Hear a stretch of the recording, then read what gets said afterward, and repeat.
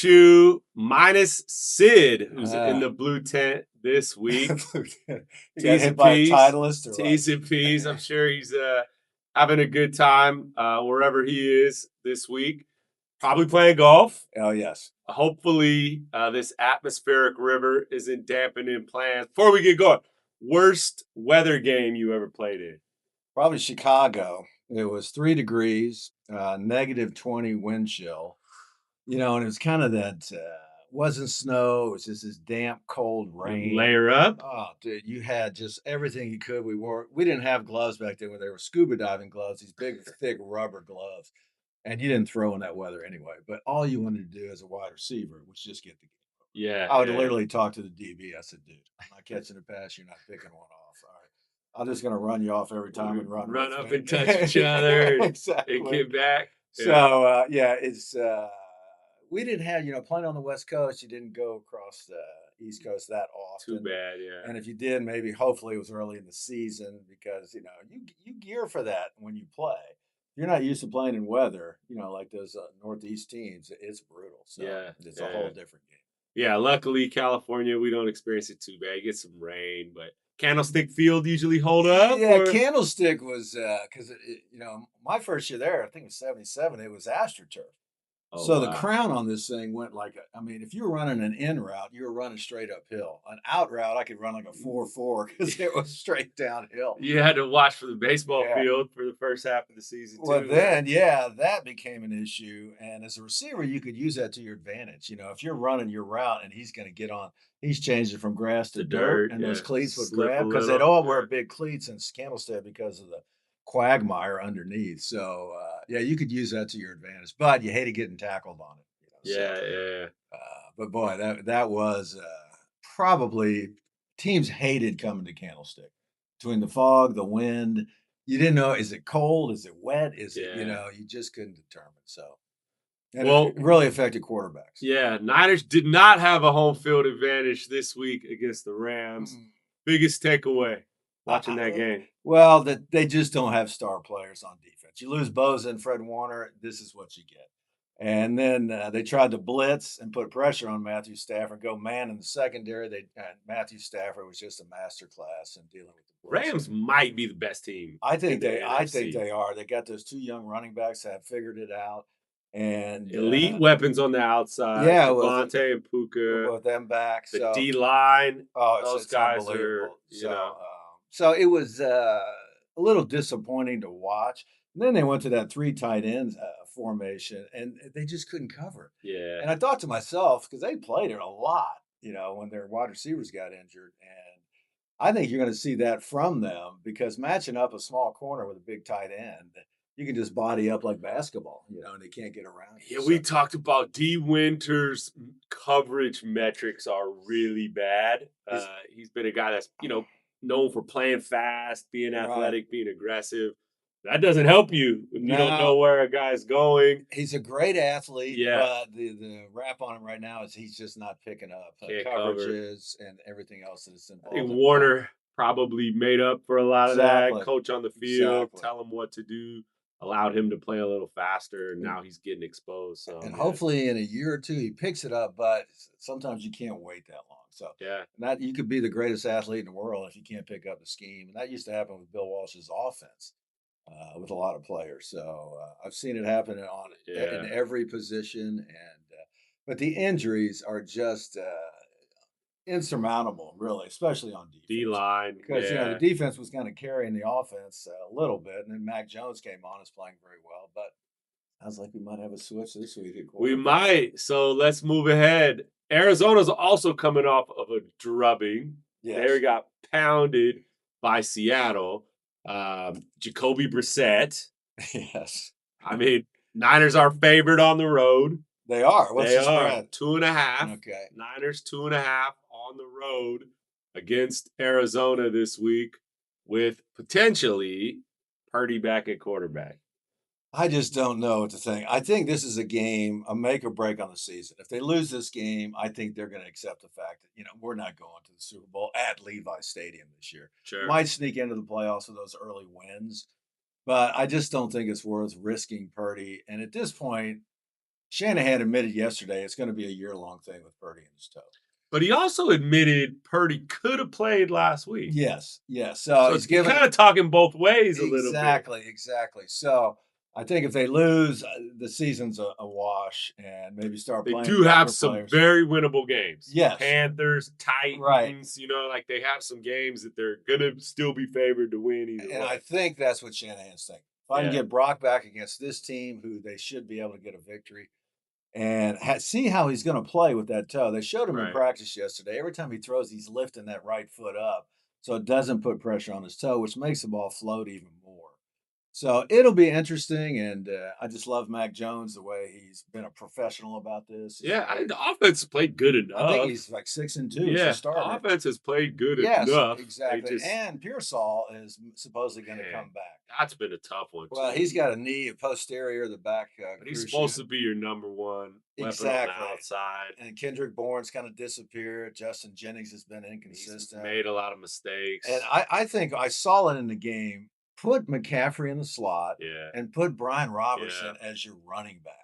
And you can run that jet sweep that they used to with Debo with McCaffrey. McCaffrey play the Debo So it role, would open up a lot more, especially when you don't have the receivers you normally have. And then Brandon Ayuk, they haven't even opened up his practice window. That's not looking great. What is like a redshirt year in the NFL? It's not looking great. So it's I don't think I've ever seen just so much disarray in this team in a long time because of the key players that got injured.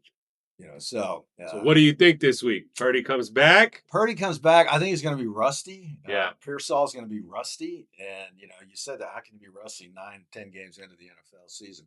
Because they haven't played.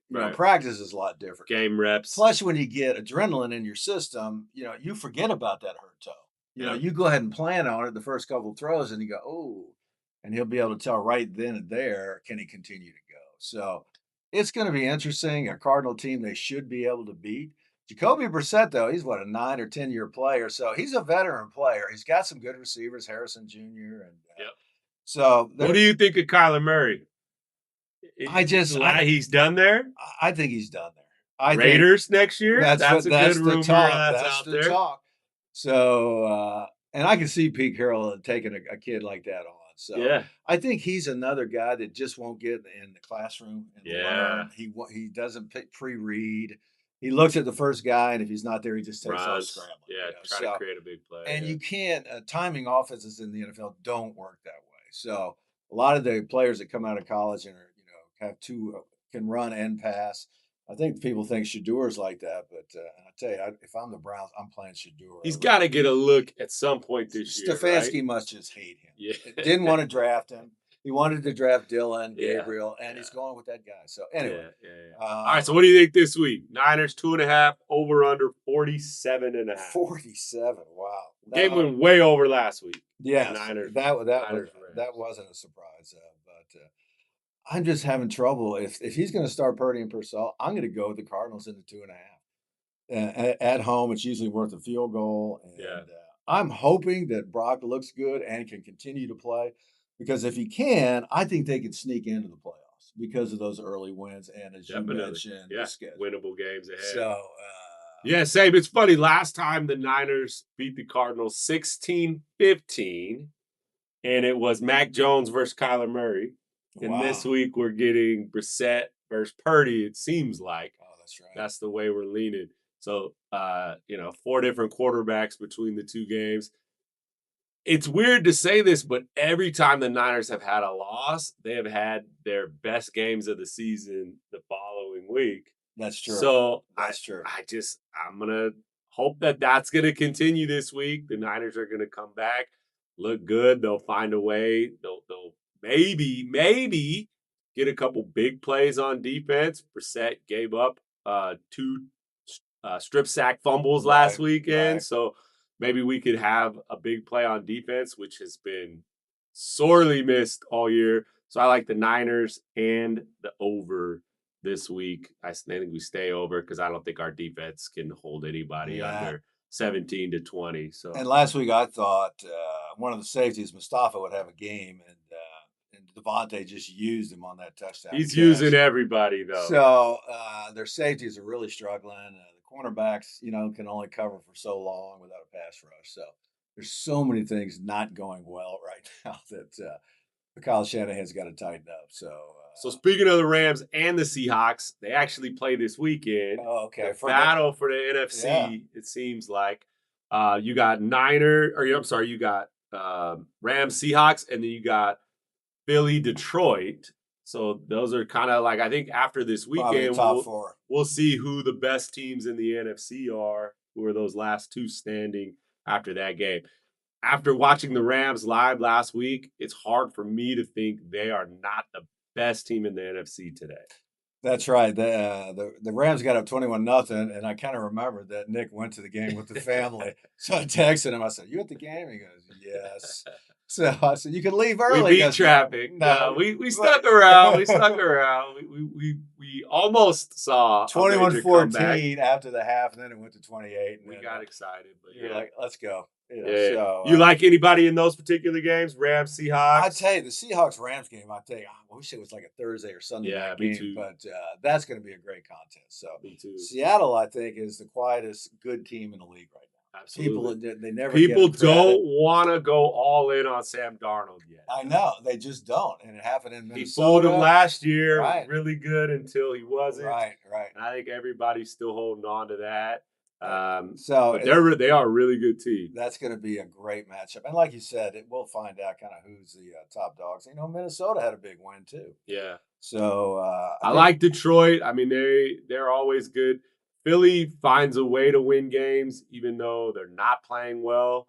And AJ Brown hates everyone. He's complaining today again that he's had 3 targets, 2 catches for 13 yards last week. It's like, really? You got this quality of receiver. He should get 10 targets a game. You would assume they'd find a way to get him the ball, but I think it's their quarterback. I don't disagree. Well, we're down, Sid, but you brought something cool. Oh, that's right. I think Sid's kind of our researcher. Yeah. So I think the only thing that can replace him is the Super Bowl ring. We're gonna zoom in on that to show that. That is pretty cool. 1982, the first one for the 49ers. But at this point, it looks like a class ring or something. The rings now are just so much larger. They're a lot more obnoxious. And the great story with this one, when these came in, they measured us all. And it was 13. We were 13-3 that year, 13 diamonds, 3 in the middle. Your name's on the side, the score of the game. And so they called the 49ers and they just said, you can come pick your ring up. And that was it. You just came over, they gave it to you, you looked, oh, wow, tried it on. The next 3, Eddie took the whole team to Hawaii, to Aspen, Colorado, and I can't remember the third one. But, Eddie, because Eddie didn't know any better either as an owner. First one. As a 33-year-old owner, so I used to always tease him when I see him at the alumni events. I go, really? We just got to pick him up in Redwood City in that, way below average facility. So. But well, that's cool, man. That was the first of a few. Niners got to get back there, but it's cool. And a quick story on this. Yeah. Bill was the offensive coordinator in Cincinnati under Paul Brown, and when Paul retired finally, Bill thought he was going to get the job. Paul thought he was a snake oil salesman with this newfangled offense of setting up the run with short passes. The West Coast. So he didn't give him the job. He gave it to Tiger Johnson, who was the offensive line coach. So Bill went out to San Diego, coached receivers for a while, and then got the Stanford job. And then Eddie hired him from Stanford. And 2 of 3 Bill's Super Bowl victories over the Cincinnati Bengals. Yeah. So talk about karma. Yeah, I love and Bill he retired after the 3rd one, and he told me years later, he said, I should have stuck around for the 4th one. Because that was his team. Made team. It was George Seifert first Super Bowl. And I think, no, he won in 94 again. Yeah. So, it really was. Bill had 4 Super Bowl titles. So, all right. Well, hey, let's go Niners this week on the road at Arizona. Purdy's back. I'm hoping I'm right. Rebound win. I hope you're right too. And Sid will be back next week, hopefully.